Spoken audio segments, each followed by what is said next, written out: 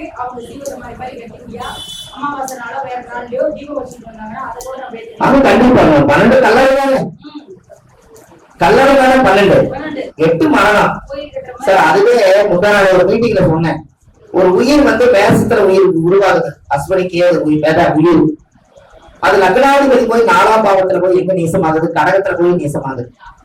அப்ப அந்த உயிர் பிறந்து 4ஆம் இடம் வீட்டுக்கு எடுத்துட்டு வந்துடுறீங்க.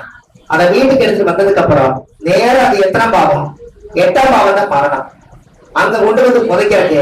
அந்த விருச்சிகங்கிறது செவ்வாய் வீடு, அந்த செவ்வாய்ங்கிறது கடப்பாறை, அங்கதான் செவ்வாய்ல பூமி, அங்க தோண்டி அங்கதான் சந்திர நேசம், உடலை கொண்டு அங்கதான் புதைக்கிறாங்க. எப்படி சார் அதெல்லாமே அந்த காலத்துல வச்சுக்கிறாங்க ஐயா, நாம தான் தெரிஞ்சுக்கலாம். 6ஆம் படத்தான மாப்பிள்ளைய தானே இருக்குமா, பெரியமா தான் 4ஆம் பாவம் சார், பெரியமா தானே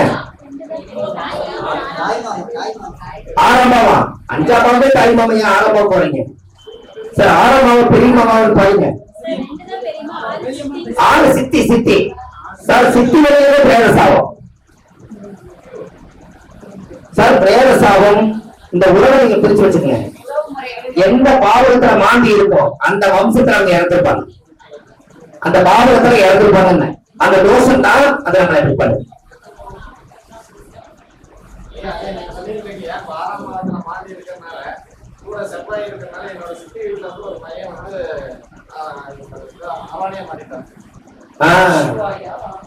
எதுலையா 6ஆம் வீட்டுல மாந்தி இருக்கீங்க. அதனால வந்து இப்ப எங்க சித்தி வீட்டுல எங்க சித்தி பையன் வந்து அரவணையா மாறிட்டாப்ல. பாத்தீங்களா, 6ஆம் பாவம் வந்து சித்தி, அங்க பிரேத சாபம் அந்த கர்ம உலகத்தையும் மாற்றி கொடுத்துருக்காரு. செவ்வாய் மாந்தி சேர்க்கையாம் சார் 6ல. செவ்வாய் மாந்தி செவ்வாய் மாந்தி சேர்க்கை. சார் ரத்த முறைகளை யாருமே தப்ப முடியாது, பாத்துக்கங்க. எல்லாரும் பதில் சொல்லியே தீரணும். இல்ல சார், அது முறையில பார்க்கறப்ப எனக்கு தம்பியாவும் வந்துறாரு இல்லையா, செவ்வாய் சேர்க்கை கரெக்ட். ரத்த உறவு தானே சார். அந்த காலத்துல குழுதவேல வீடு குட்டிச்சவர்னு சொன்னாங்க, குழுதவேல வீடு குட்டிச்சவர்னு சொன்னாங்க. குழுகினா மாந்திக்கிட்டு வருதான் குளிக.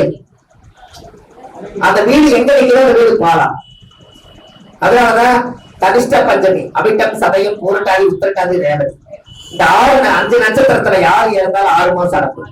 அந்த உயிர் வந்து இன்னும் 6 மாசம் இருக்கும்னு நினைச்சிட்டு இருக்குது. அதுக்கு முன்னாடியே அந்த ஆத்மா ஆட்டம் எடுத்துட்டான். அதனாலதான் வீடு அடப்பு வச்சு வெங்கலக்கணத்துக்கு நல்லெண்ணெய் பெட்டு அதுக்கு வந்து தீபம் எல்லாம் போட்டு 6 மாசத்துக்கு அப்புறம் போய் திதி கொடுத்து தர்ப்பணம் கொடுத்துட்டு வந்து அதுக்கப்புறம் நல்ல காரியம் பண்ணுங்கன்னு சொன்னாங்க. இன்னைக்கு எல்லாமே 6 மாசத்துக்கு முன்னாடி ஒரே நாள்ல சூழலுக்கு போட்டு வச்சு சாமி பண்றாங்க. அதான் ஒருத்தர் வந்து கேட்டாரு, நான் சொன்னேன் சார் இப்ப எல்லாம் பிளைட் புக் பண்ணிருக்குது, ட்ரெயினுக்கு சிட்டி போக வேண்டியது இருக்குது, இல்ல 6 மாசத்துலாம் வரமாட்டாங்க. அதனால 150 சூழத்தை ஒரே நாள் வச்சு கொளுத்தி ஒரே நாள் சாமி இருந்துட்டு நான் கிளம்பிட்டு மாட்டாரு. ரைட் அப்படியே பண்ணிக்கங்க. டாக்டர்கிட்ட போய் உடம்ப காமிச்சு 150 நாளைக்கு மாத்திரை எழுதி கொடுப்பாரு. ஒரே நாள் 150 மாத்திரை நீங்க கொடுத்தீங்கன்னா நீங்களும் ஓடி சேர்ந்து போயிருவீங்க தமிழ். அப்படி இல்லைங்களாங்கிறார். அப்புறம் அப்படி இல்லை, முறைய திசை.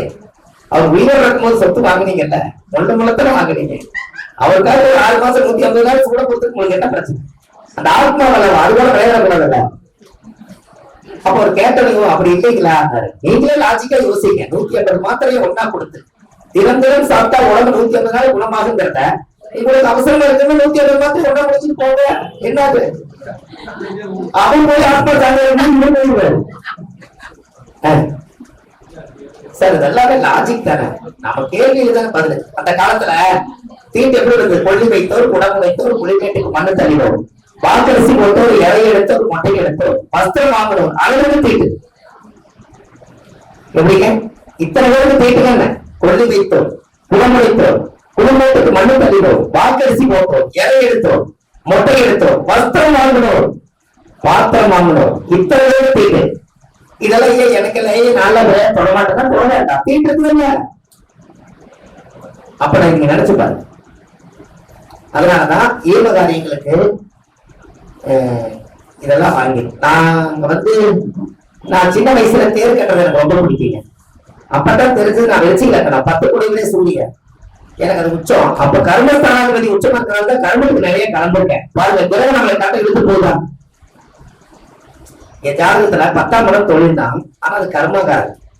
10 குடங்கள் சூரியன் எனக்கு சித்திரை மாசம் முதல் நாள் உச்சம். அப்ப கர்ம எடுத்து செய்யறோமா? அப்ப அடுத்த பிறகு முன்னேற்ற செய்து வைக்கிறோம். இந்த பிறவையில பிறந்திருக்கிறோம். வேஸ்ட் பண்ணக்கூடாது டயத்தை. தங்கத்தை கடத்துறவங்க கூட மன்னிச்சிடலாம், நேரத்தை கடத்துறவங்க மன்னிக்கவே கூடாது. புரியுதுங்களா? நேரம் மட்டும் கடத்துறத மன்னிக்கூடாது, டைம் வேஸ்டே பண்ணக்கூடாது. கருதா இல்லையா? தங்கத்தை கடத்துறவங்க கூட மன்னிச்சிடலாம், நேரத்தை கடத்துறவங்க மன்னிக்கவே கூடாதுங்க. என்ன காலையில நினைச்சு அவங்க உட்காந்து டீ கிளம்பி இன்னொரு 2 டிக்கெட் போட்டு உட்காந்து போட போயிடும். ஆனா ஞானத்துல இருந்து செயல்பாடு இறந்து விடல. நம்மளுக்கெல்லாம் ஞாயிற்றுக்கிழமை கூட விடுமுறை இல்லைங்க ஐயா, 30 வருஷமா சொல்றேன் சார். ஞாயிற்றுக்கிழமை விடுமுறை இல்லை நம்ம ஆபீஸ்ல, நமக்கு எதுவுமே கிடையாது. அடுத்தடுத்த தேடல், இதை செய்யணும் அது செய்யணுங்கிற எண்ணம், அந்த வேகம், அது கடவுள் கொடுத்த வித்த நன்றி சொல்லணும். அப்படியெல்லாம் அந்த ஜாதகத்துல இயங்குது. அதனால நீங்க அதெல்லாம் செய்யணும். நீங்க இந்த கடன் போன ஜென்மத்துல வாங்கின, இந்த ஜென்மத்துல கடன் அடைக்க முடியும்னு சொல்றதெல்லாம் அது போன ஜென்மத்துல நாம கடனை வாங்கி வச்சுக்கிட்டு இந்த ஜென்மத்துல கடன்காரன் வந்துட்டான்னு நீ சொல்லாதீங்க. அவர் உரிமையோட திட்டுறாரு, உரிமையோட வீட்டுல உட்காராரு, காசை வச்சுட்டு மத்த வேலை பாருங்கிறாரு. போன பிறவில நாம ஏமாத்தின கடன் தான் இந்த ஜென்மத்துல நம்ம கட்டிட்டு இருக்கோம். அதுலதான் மாடா உழைச்ச வண்டி மானம் கிட்ட போனது. மாடா உழைக்கிறது வந்தானே எப்படி? மாடா உழைக்கிறது இல்லையா? அப்ப மாடு உழைச்சு அவரோட கடனை கட்டி முடிச்சா மாடு இறந்துடும். எப்படி? ஏன் புரியல? மாடு நோய்கள் இறங்கல, அதோட கடை கட்டி முடிச்சாச்சுன்னா அவங்ககிட்ட இருக்காதுங்க. என்ன சார் யோசிக்கிறீங்க? தப்பா சார்? மாடு நீங்க விலை கொடுத்து வாங்கிட்டு வந்தீங்க, கருமா அப்படிதான் கொண்டு போகும், விலைக்கு வாங்கிட்டு வர மாதிரி தான் இருக்கு. ஆனா அது கடைக்கார அடைக்கிறப்ப நிக்குது. கரெக்டா இத்தனை மாடு இருக்கு, அந்த ஒரே மாடத்தை குடிப்பீங்க, அதுதான் விலை கம்மியா கிடைக்கும் நீங்க நினைப்பீங்க. அந்த மாடை வாங்கிட்டு வருவீங்க, அது எழுது உழுது, அது ஒரு நாளைக்கு பிறகு ஆண்டவன் கணக்கு போட்டு வச்சிருப்பேன். அந்த கணக்கு படி அது எல்லாம் உழுது கிடந்து ஒரு 5 வருஷம் 7 வருஷம் இந்த கடன் நினைக்கிற கனவா சுத்திட்டு இருக்கும். ஏதோ நோய் வந்த மாதிரி ஆஸ்பத்திரி போய் காப்பாற்ற முடியாம பசுமாடு, காளை மாடு, பசுமாடு பால் கொடுத்து எல்லாம் இறந்துடும். அப்ப என்னன்னா அது இறந்ததுல இருந்து கடன் அடைஞ்சு வச்சுங்க. என் வீட்டு மகாலட்சுமி செத்து போச்சுங்க.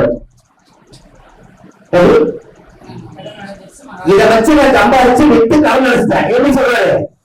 பால் கறந்தது உழுது, இத வச்சு வித்து நான் கடலை பாலெல்லாம் கட்டிட்டேன். ஆனா கடன் அடைஞ்சிருச்சு. ஆனா இத்தனை நாளா வளர்த்துற மாடு செத்து போச்சுங்க. இப்ப புரிதுங்களா லாஜிக் என்னன்னு?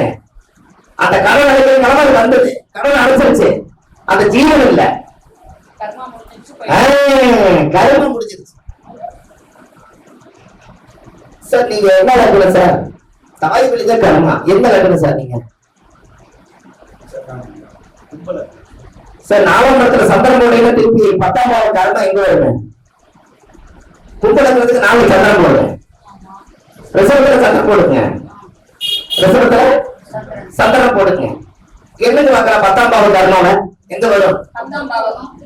அங்கே வரும்.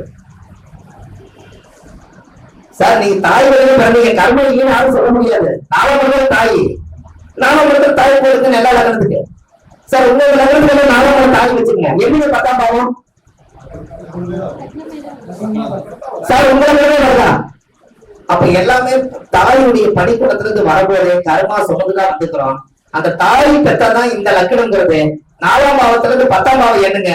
உங்க ஜென்ம லக்னம் வருதா? சார் கைதட்டவே இல்லையா? இது என்ன சார்? கூடாது.